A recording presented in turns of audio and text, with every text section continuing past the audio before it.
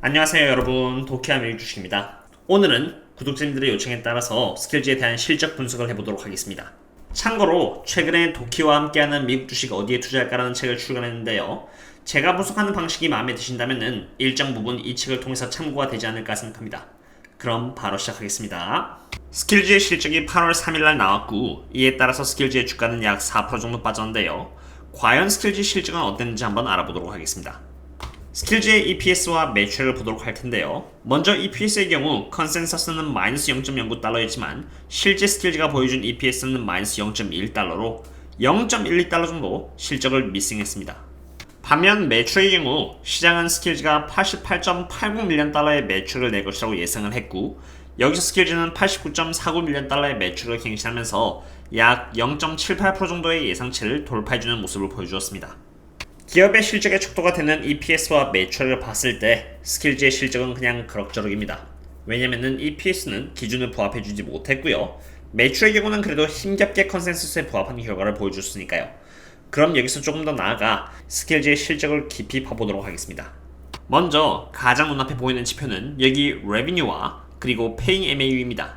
먼저 스킬즈 레비뉴를 보시면요. 2021년 2분기에는 약 이렇게 89밀리언 달러의 매출을 기록하면서 지난해 동분기 대비 52%나 성장해주는 좋은 매출 성률을 보여줬습니다. 비록 컨센서스에 겨우 부합하는 모습을 보여주긴 했지만 그래도 지난해 동분기 대비 52%나 성장해준 점은 좋은 부분이라 생각합니다. 다만 조금 부족한 부분은 바로 이 Paying MAU인데요.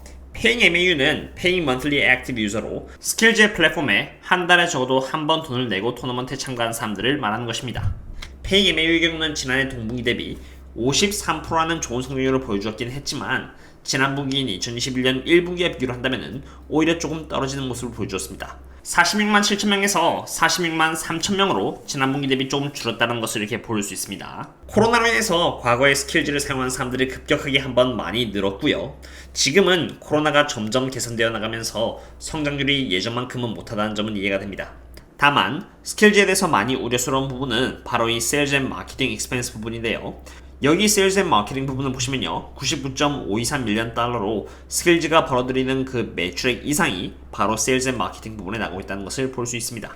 매출액 대비 108% 이상의 돈이 세일즈 앤 마케팅으로 들어가고 있는데 MAU는 오히려 2020년 2분기 260만 명에서 2021년 2분기 240만 명으로 줄어들었다는 부분은 투자되는 세일즈 앤 마케팅 비용 대비해서 아웃풋이 상대적으로 좀 떨어지는 것 아니냐라는 궁금증을 자아냅니다. 그러나 꼭 나쁜 것만 있는 것은 아닙니다. 과거 스킬즈 영상에서도 설명드렸듯이 스킬즈의 매출액에 직접적으로 영향을 미치는 지표는 MAU가 아니라 여기 보이시는 Average Revenue Per User라던가 아니면 Paying Monthly Active User 등의 수치입니다. 여기 Average Revenue Per User는 평균적으로 벌어들이는 월 매출액을 한 달에 스킬즈의 서비스를 이용하는 사람들의 숫자로 나눈 수치로 2020년 2분기 7.69달러에서 2021년 2분기 12.46달러로 2배 가까이 올랐다는 것을 볼 수 있습니다.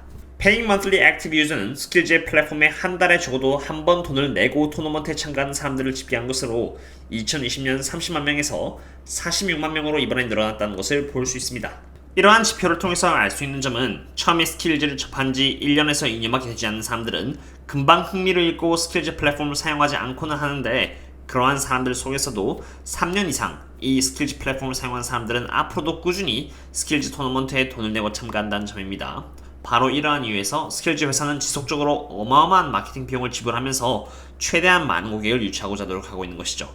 그럼 여기서 스킬즈에 투자하고 계신 주주님들이 알아야 하는 부분은 과연 스킬즈가 계속 마케팅 비용을 지불하면서 고객들 유치할 수 있는 돈이 있느냐 없느냐를 봐야 합니다. 돈이 충분하다면 적어도 스킬즈가 계속해서 투자를 해나갈 때 언젠가는 마케팅의 효과가 극대화되면서 스킬즈의 펀더멘탈이 크게 향상될 수 있기 때문이죠.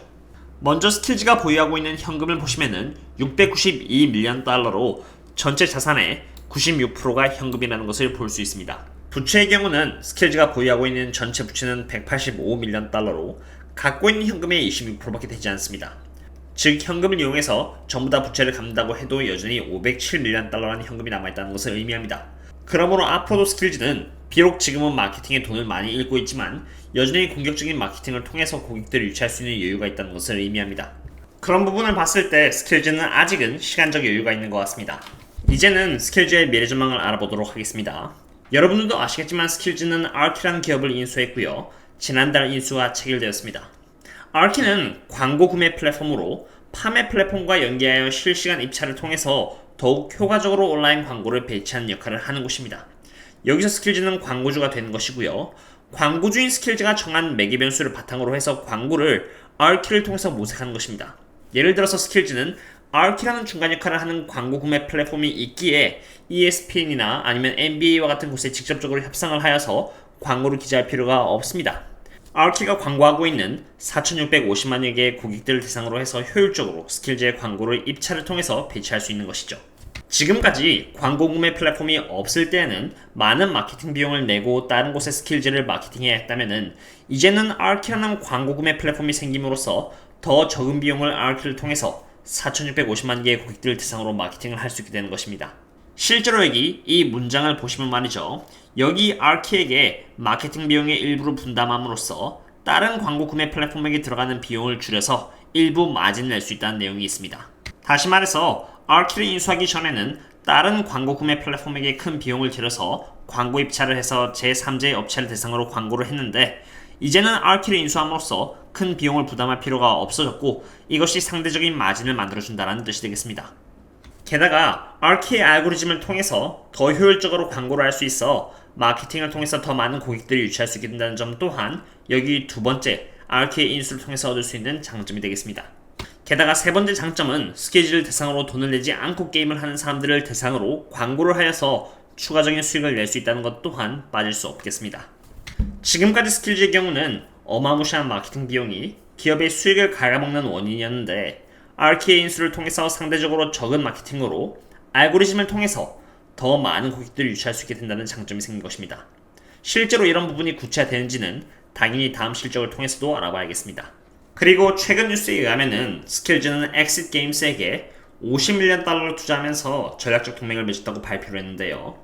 엑싯 게임스는 독일 회사로 세계에서 유명한 스퀘어 에닉스, EA, 유비소프트와 같은 회사들을 고객으로 보유하고 있고요.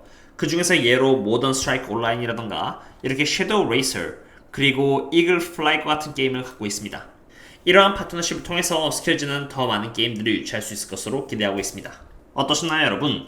지금까지 스킬즈를 분석했을 때 아직 상장한 지 얼마 되지 않은 만큼 기업이 안정적인 궤도에 오르기까지는 여전히 장점과 단점이 확연하게 존재하는 기업이라는 것을 알 수 있었습니다. 스킬즈의 이번 매출액은 지난해 동분기 대비해서 50% 이상이라는 훌륭한 매출 성장률을 보여주었고요.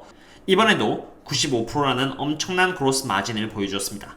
참고로 89491에서 4386을 뺀 다음에 그 결과값을 여기 매출액으로 나눠주면은 95%라는 그로스 마진이 나옵니다. 그러나 여전히 이렇게 높은 세일즈 마케팅 비용 그리고 그 비용 대비해서 낮은 MAU의 성장률은 투자자들로 하여금 과연 스킬즈가 나중에는 잘 성장해 줄 것이라는 부분에 대해서는 확신을 주고 있지 않은 것 같습니다. 그럼에도 불구하고 스킬즈는 아직 현금을 많이 보유하고 있으며 R키의 인수를 통해서 마케팅 비용을 줄이면서 효과적으로 고객을 유치하고자 하는 노력을 하고 있으니 장기적으로 기업이 어떻게 성장할지는 조금 더 시간을 두고 알아봐야 할 것 같습니다. 오늘의 분석은 여기까지 하도록 하고요. 그럼 다음에 또 다른 분석과 함께 샵 뵙도록 하겠습니다. 그럼 다음에 또 만나요. See you later.